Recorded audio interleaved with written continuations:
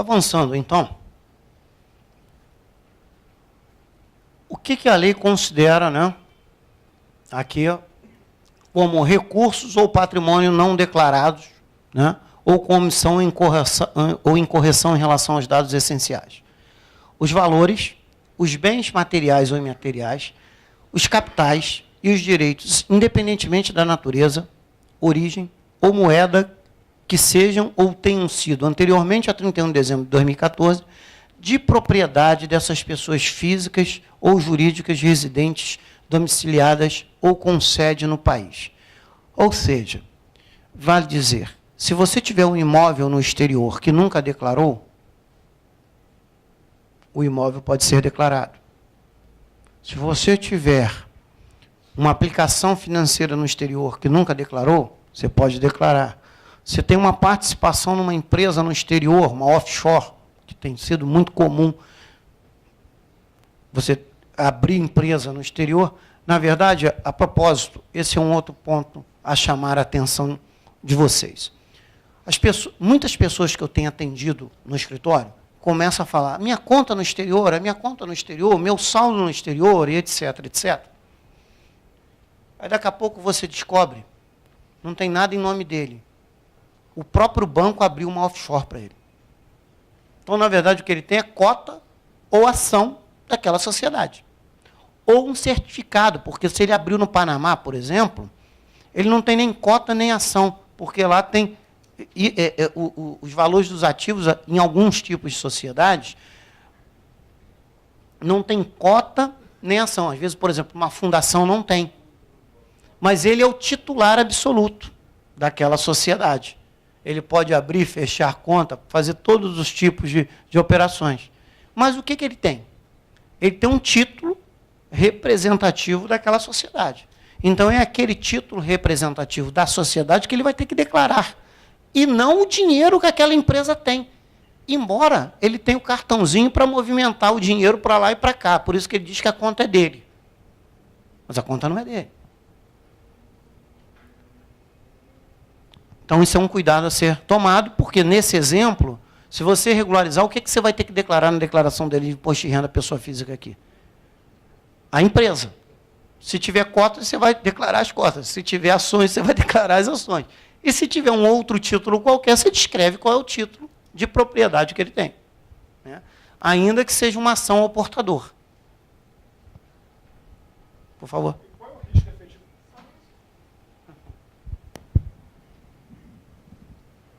Aproveitando até esse seu exemplo, qual o risco, efetivamente, desses convênios comunicarem ou transmitirem essa informação para o Brasil, se efetivamente a empresa ela tem natureza distinta da dos seus sócios, da pessoa física? Quer dizer, não seria temerário você se antecipar a dar a informação se efetivamente não existe o risco dessa informação do exterior para cá, para o Brasil? Eu vou te responder de duas maneiras também. A primeira é o seguinte, hoje, na troca de informações que já está acontecendo entre Brasil e Estados Unidos, a troca de informações, nesse momento, é só dos titulares das contas. Então, nesse exemplo, se o titular da conta é a pessoa jurídica lá de fora, de certo, essa informação não virá nesse momento para o Brasil. Então, se a gente parasse por aí, eu te diria o risco, no particular da troca de informações, o risco é pequeno, tal qual foi o risco até agora. Porque esse risco sempre existiu. Perfeito? Você não está certinho, já não está na linha, então o risco existe. Vai continuar existindo, nesse momento, com o mesmo grau que existia antes. Então, essa é a primeira parte da minha resposta para você. Segunda parte. A gente sabe que os países estão se preparando para trocar informações em relação aos titulares das sociedades. Se isso vai acontecer daqui a pouco, só o ano que vem, 2017, ou daqui a 2020, nós não sabemos. Só que a gente tem visto também, falando de offshore, é só ver a Operação Lava Jato. A Operação Lava Jato está rastreando tudo. Então, eu não tenho nada lá fora. Daqui a pouco você vai ver, tem 15 empresas penduradas, né, no nome daquela pessoa. Quer dizer, Está havendo rastreabilidade, de alguma maneira, não talvez nessa troca ampla de informações, nesse particular da Lava Jato, talvez uma troca restrita de informações, mas que está mostrando o seguinte: há uma possibilidade de haver o ingresso dessas informações aqui nos bancos de dados da Receita. E cada vez mais isso pode vir a acontecer. Um ex-ministro do STJ, no outro dia, numa palestra, até falando da Lava Jato, e fazendo um comentário sobre aquela gravação do Lula e da Dilma, naquela ocasião aí, e que todo mundo disse que o Moro extrapolou e que violou o sigilo, que não poderia ter feito aquilo, muita gente discutindo, né? E aí ele disse o seguinte: olha, eu vou dar minha opinião. Daqui para frente, ou já de algum tempo, essa questão que está na Constituição do segredo, do sigilo, da inviolabilidade da vida das pessoas, ela não é absoluta, ela é relativa. E eu vou fazer uma pergunta para vocês, e dizia ele na plateia. Quem tem Facebook aí? 90% levantou a mão. E você, querendo ou não querendo, você acaba postando coisas lá, ou outras pessoas postam coisas de você que vão refletir na sua vida. Então, de repente, por exemplo, uma situação, não estou dizendo o teu caso, mas assim, um caso de uma pessoa mais expoente, com uma expressividade maior. Vai jantar num restaurante lá em Paris, num terraço daquele qualquer, em que a comida custa R$1.000, alguém está filmando ele ali. Quer dizer, aí daqui a pouco já postou no seu Facebook e já vai propagando aquilo ali. Então, o que eu quero dizer é que o sigilo, já há algum tempo, ele é relativo, ele não é absoluto. Então, a segunda parte da resposta que eu queria te dar era nesse sentido. Talvez, não vai te pegar agora, mas talvez não tenha outra janela também. Então, esse é o ponto. Bom, recursos ou patrimônio de origem ilícita. Os bens e os direitos adquiridos com recursos oriundos de atividades permitidas ou não proibidas em lei, bem como o objeto, o produto ou proveito dos crimes previstos. Vejam só, eu tenho proveito de crimes ali previstos, né? Um dos crimes ali, por exemplo, é de falsidade ideológica. Então, você pode ter cometido o crime de falso, mas a lei, ainda assim, se você vier a declarar, ela está te anistiando. Ok? Só os crimes previstos no parágrafo 1º do artigo 5º dessa lei. A gente vai ver quais são. Conceitos utilizados pela lei ainda. Recurso ou patrimônio, né, repatriados, que a gente batizou de repatriação, mas é regularização. Todos os recursos de patrimônio, em qualquer moeda ou forma, né, de propriedade de residentes ou domicílio do país, ainda sob a titularidade ou não de residente da qual participe, seja sócio, proprietário ou beneficiário, que foram adquiridos, transferidos ou empregados no Brasil, com ou sem registro no Banco Central, e não se encontrem devidamente declarados. Isso aqui, mais ou menos, é uma reprise do que nós falamos anteriormente. Aqui o outro ponto importante, que é o titular. Proprietário dos recursos ou patrimônio não declarados, remetidos ou mantidos no exterior ou repatriados indevidamente. Você tem uma pergunta? Eu só queria terminar esse pedaço para lhe passar a palavra, por gentileza. Meus amigos, aqui é um outro ponto. Essa declaração de adesão, ela tem que ser feita em nome do proprietário ou titular. E o que a gente tem visto na prática? Por exemplo, normalmente os pais, né? Fez a conta lá fora, não declarou, etc, etc. Às vezes nem falava em casa. Só que no dia que ele fez, ele botou o nome da mulher. Ou também dos filhos. Como cotitulares. Se ele é cotitular, para eles ficar legal também, ele, mulher, ele, filho, ou ela, mulher, e ele, filho, precisam declarar. Porque senão, sabe o que pode estar acontecendo na troca de informações? Ele vai se regularizar, eventualmente, vai informar até o saldo total da conta, só que na hora que houver a troca de informações, vai aparecer o nome da esposa e o nome do filho. E não adianta dizer que o dinheiro é dele todo. Tem uma pergunta aqui na frente antes, por favor. Só aquela questão do lícito. Em eu declarando que eu recebi um prolabore de uma pessoa jurídica e tive um recebimento porque não emiti nota fiscal, ou então eu, como empregado, declarar que recebi uma comissão que também foi por fora, não declarada, vai se refletir na pessoa que fez esse pagamento, na PJ, por exemplo? Eu declarei que eu recebi um dinheiro por fora daquela instituição. Vou declarar agora. Vai refletir naquela empresa? Pode sim, pode ser que sim. Porque a lei está anistiando aquele titular que declara e que regulariza a sua vida, mas não naquele que pagou também por fora. Porque tem duas situações, ou o cara te pagou por dentro, a empresa te pagou por dentro e você não declarou, ou ela também pagou com alguma parcela dos seus ativos não declaradas. Não declarados. E aí ela pode ter um problema, sim. Essa questão que você colocou de cotitular, eu tive um exemplo esses dias, eu também em dúvida diante da situação, ligamos para o banco no exterior. E eles disseram que de lá para cá, eles estão mandando apenas a informação do titular. O extrato vem, fulano, tá, 3 pessoas. Eu posso te assegurar que ele não vai fazer isso, porque os outros não estão fazendo. Ele vai mudar de posição. Então, o mais prudente seria fazer a regularização por todos eles. Pai, mãe, filho. Olha, eu vou te dizer, 2 bancos já me disseram que não vão fazer isso. Vão mandar informação de todo mundo. O BS e o Safra. BS. E o Safra. Então, seria o mais seguro fazer a dos 3. Não tenho dúvida. Ok. Divide por 3. Bom, então aqui são os itens que podem ser declarados, né? Isso aqui é uma repetição, pessoal. Eu não vou ficar lendo todos, até porque esses slides eles serão transmitidos a vocês por e-mail, ou não sei, vai ser colocado na página, né? Então, ótimo.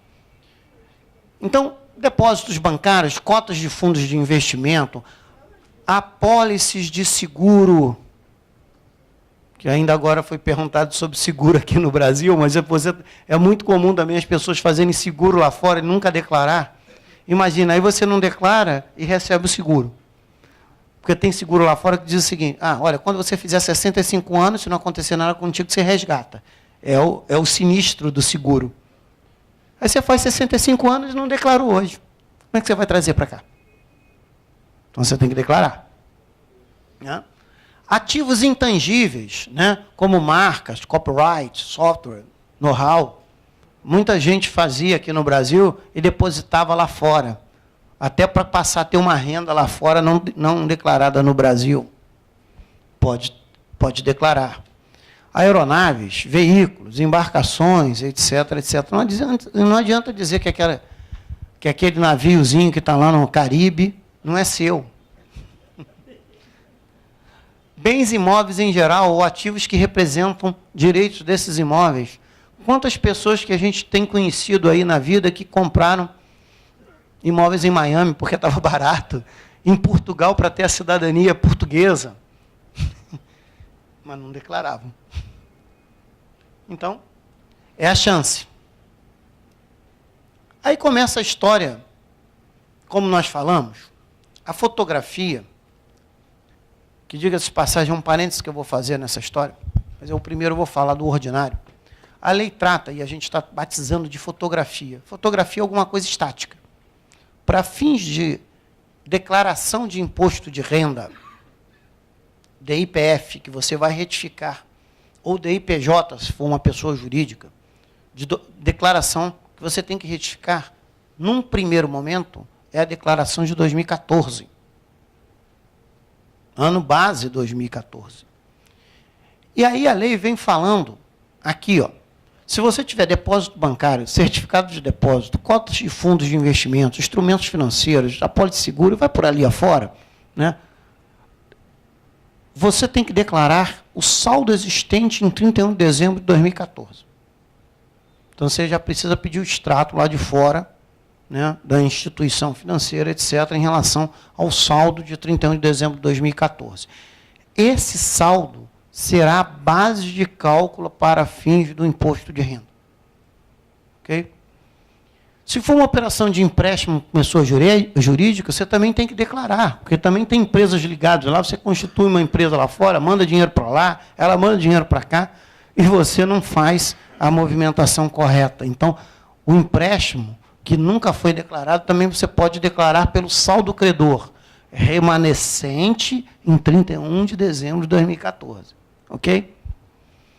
Recursos, bens, direitos de qualquer natureza integralizados em empresas estrangeiras sob a forma de ações, integralização de capital, etc., etc., é o valor do PL de 31 de dezembro de 2014. Portanto, você tem que ter um balanço. Ah, mas eu tenho as contas que estão na minha mão da empresa que eu abri lá fora. Não adianta as contas. Você tem que ter um balanço. Muita gente está dizendo, inclusive um balanço, mas lá fora eu não tenho nem contador, eu tenho uma empresa num país que nem contabilidade precisa fazer, porque, por exemplo, eu tenho uma empresa nas Ilhas Virgens Britânicas, ou em Cayman, etc. Para fins da lei, você precisa ter um balanço. Ou assinado por um contador do Brasil, ou, na minha maneira de ver, de preferência, assinado por um contador local. Mas a lei não diz se o contador tem que ser local, não. Ela só diz que você tem que ter um balanço. Ok? Vejam como é que é importante essa história aqui. Se você vai declarar uma empresa do exterior que nunca foi declarado, e a lei manda você tratar que o valor que você vai declarar é o PL, vocês concordam que a partir de agora, na medida em que legalizado, eu estarei tratando aquele PL como custo de aquisição das ações ou das cotas? Então, não é só o valor do capital. E há uma grande diferença nesse particular daquilo que a gente faz no Brasil. Porque no Brasil, se a pessoa abrir uma empresa com 50 mil reais e nunca aumentou o capital, você vai sempre declarar os 50 mil reais. Ainda que o PL dela hoje esteja com 200 milhões. Não é? Você vai declarar na física que ela tem 50 mil reais, que foi o dinheiro que ela aportou inicialmente. Essa empresa lá fora pode ter sido aberta com 50 mil dólares. Mas hoje ela pode ter lá $1 milhão. Quer dizer, hoje, 31 de dezembro de 2014. A base será $1 milhão. E a partir dali você vai ter que considerar $1 milhão como custo de aquisição. Claro como neve? Se eu tiver ativo intangível, bens imóveis, ou ativos que representem direitos sobre bens imóveis, veículos, etc., etc., a base para fins da regularização será o valor de mercado desse bem. Eu preciso ter um laudo.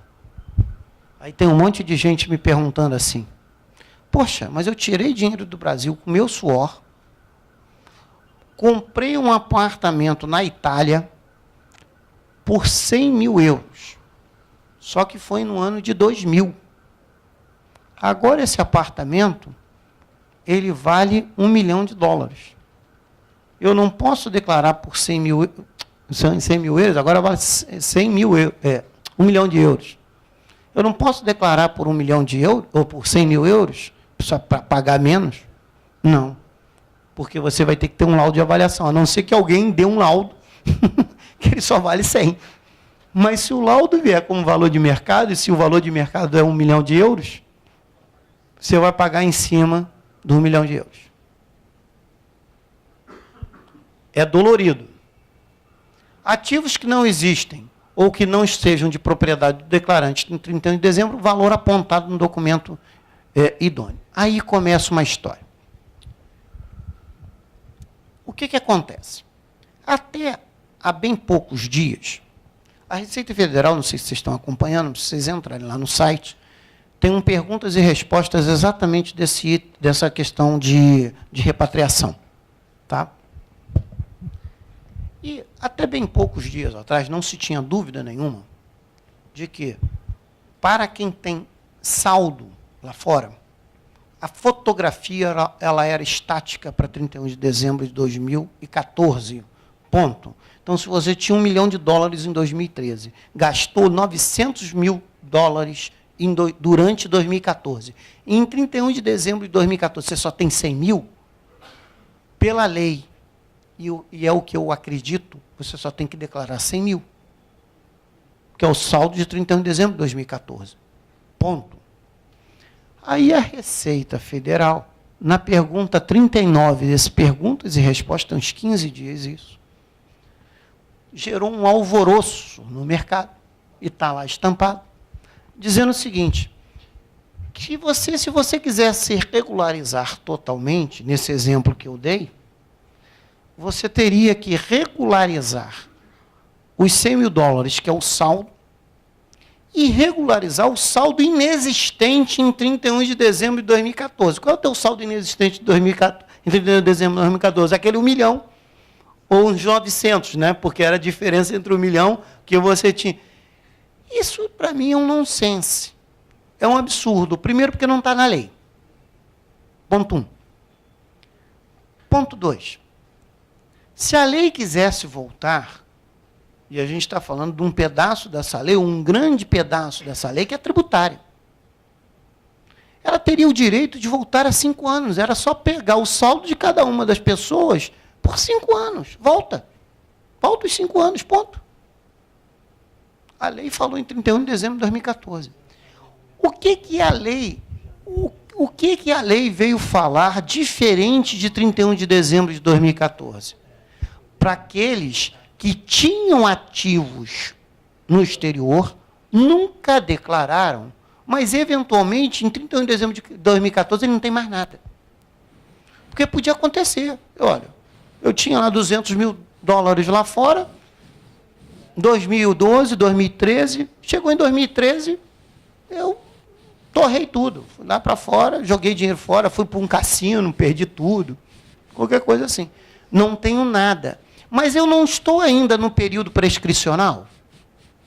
O fisco não pode vir a me pegar. Ainda tem um outro ponto. Nós estamos falando também de anistia criminal.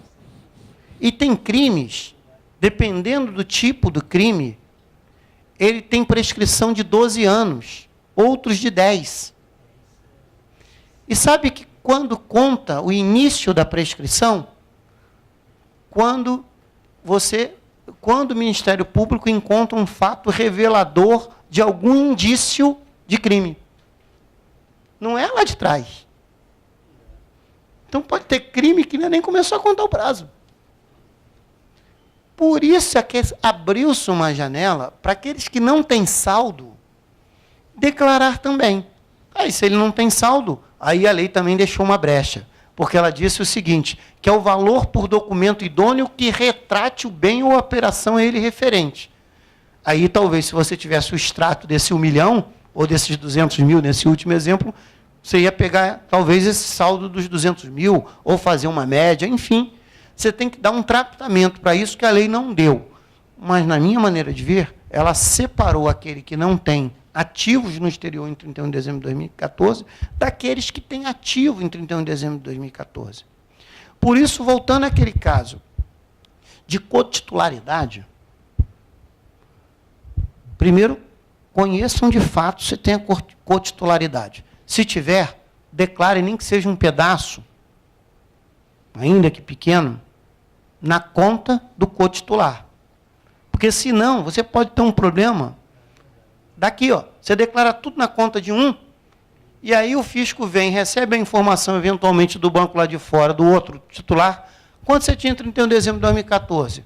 Ah, tinha uma conta aqui com tanto. O cara não declarou nada aqui, ele não vai estar anistiado. Ou então o fisco ainda pode piorar. Aquele que pagou sobre 100%, por exemplo, o pai, o fisco ainda vai cobrar da mãe considerando um valor em documento idôneo para trás, porque se ela declarou zero, olha o absurdo. É um absurdo, mas de absurdos, nós somos contadores, a gente não vê um monte de absurdo aí nas DCTFs que são cruzadas. Então, absurdo a gente vê todo dia. Né? Por favor.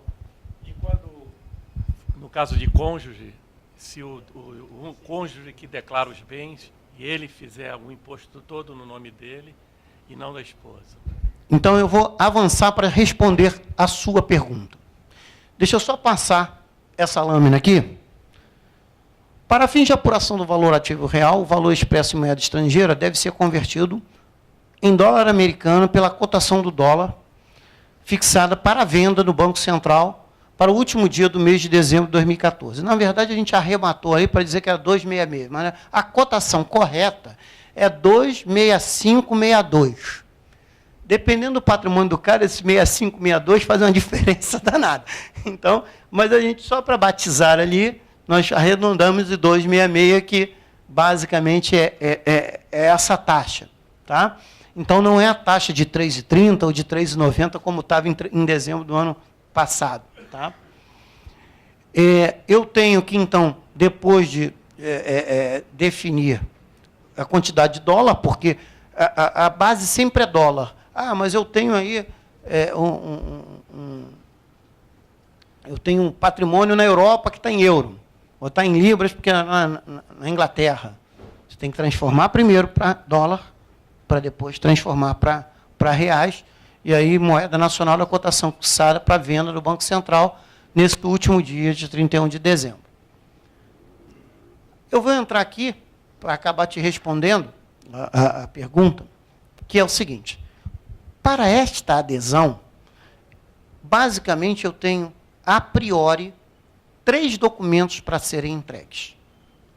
O primeiro documento é a DERCAT, até enrola a língua, que é a declaração, né, que você vai fazer de adesão. Aliás, está até numa outra lâmina, mas depois eu repito.